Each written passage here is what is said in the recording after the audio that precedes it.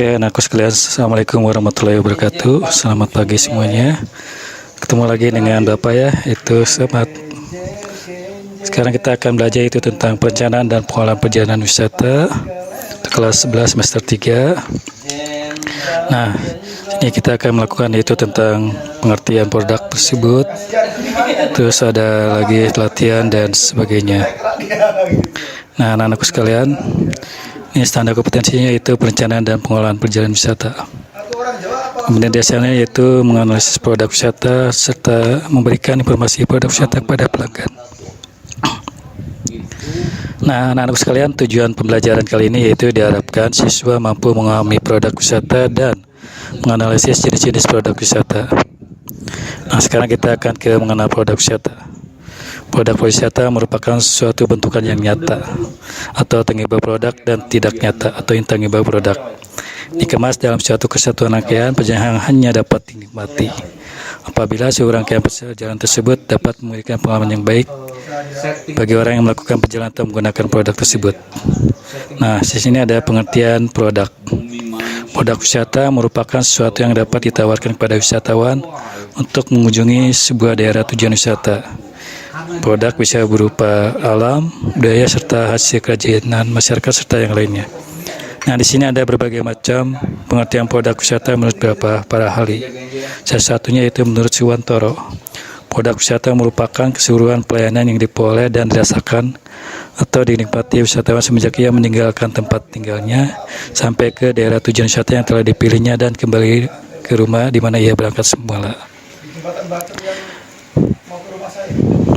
Oke, di sini ada berbagai macam yaitu ciri-ciri produk. Yang pertama, tidak dapat disimpan.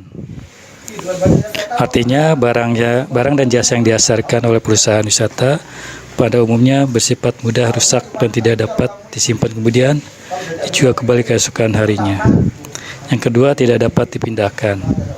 Nah, produk tersebut oleh wisatawan atau pengguna barang jasa tidak dapat membawa produk wisata kepada pelanggan yang lain, tapi pelanggan itu sendiri yang harus mengunjungi dan datang untuk menikmati produk wisata tersebut.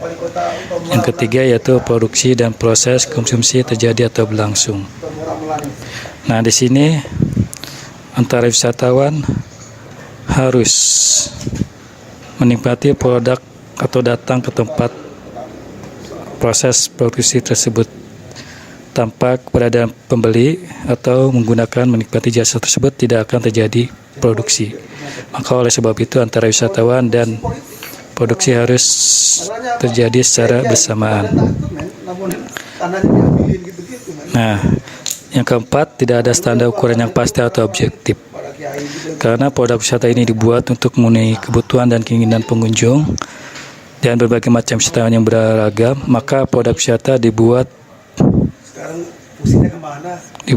dan dijual dengan variasi beraneka ragam. Produk wisata memiliki ragam jenis dan harga yang ditentukan oleh bermacam-macam faktor, misalkan pada musim dan status usia pembeli. Yang berikutnya yaitu yang kelima, pelanggan tidak dapat mencicipi produk itu sebelumnya. Artinya, para wisatawan pelanggan harus datang sendiri ke tempat produksi dan jasa pariwisata berlangsung, sehingga mereka tidak akan mengetahui kondisi produk tersebut secara nyata karena mengetahui melalui brosur atau media promosi lainnya. Artinya di sini dijelaskan bahwa pelanggan harus datang ke travel agent, kemudian melihat kondisi produknya. Setelah itu pelanggan harus secara langsung ke tempat produk atau produksi tersebut. Contohnya kalau kita melakukan jalan-jalan yaitu misalkan ke Bandung City Tour, kita melalui Pelita Tour Travel, kita lihat produk Bandung City Tour di Pelita Tour Travel melalui brosur atau secara langsung. Nah, kemudian kita harus secara langsung pergi ke Bandung Tour tersebut sehingga produk tersebut bisa kita cicipi. Yang keenam yaitu pengolahan produk wisata mengandung risiko besar. Artinya yaitu yang bergerak di bidang pariwisata merupakan investasi yang sangat besar, sehingga permintaan sangat pekat terhadap perubahan kondisi ekonomi, politik, keamanan, dan masyarakat. Nah, salah satunya contoh pada saat ini yaitu tentang COVID-19, sehingga dampak terhadap dunia pariwisata khususnya di Indonesia sangat berasa sekali. karena mempengaruhi terhadap ekonomi. Para wisatawan yang hendak mau ke pariwisata tersebut, kadang-kadang saat ini masih ada yang belum buka untuk objek pariwisata tersebut maupun yang ada yang sudah buka. Sehingga dengan adanya COVID-19 ini sangat berpengaruh terhadap dunia pariwisata kita dan juga politik. Seandainya di dalam suatu negara tersebut politiknya sedang kacau, maka untuk perjalanan wisata juga pasti terganggu. Oleh sebab itu sangat penting sekali ekonomi, politik, dan keamanan, sehingga produk wisata itu bisa berjalan dengan baik dan nyaman, lancar, dan sebagainya. Oke, anak-anakku sekalian, tadi adalah ciri-ciri produknya. Nah, sekarang ini ada tugas. Silakan kalian kerjakan, dicatat, kemudian dipoto dan share ke WA Bapak. Tugasnya itu sebutkan pengertian produk pariwisata menurut para ahli. Nah, tadi udah jelaskan yaitu produk pariwisata menurut para ahli, salah satunya dia ada di materi sebelumnya. Nah, carilah produk pariwisata menurut para ahli minimal 3 atau 4. Dan yang kedua, sebutkan sumber-sumber informasi produk wisata.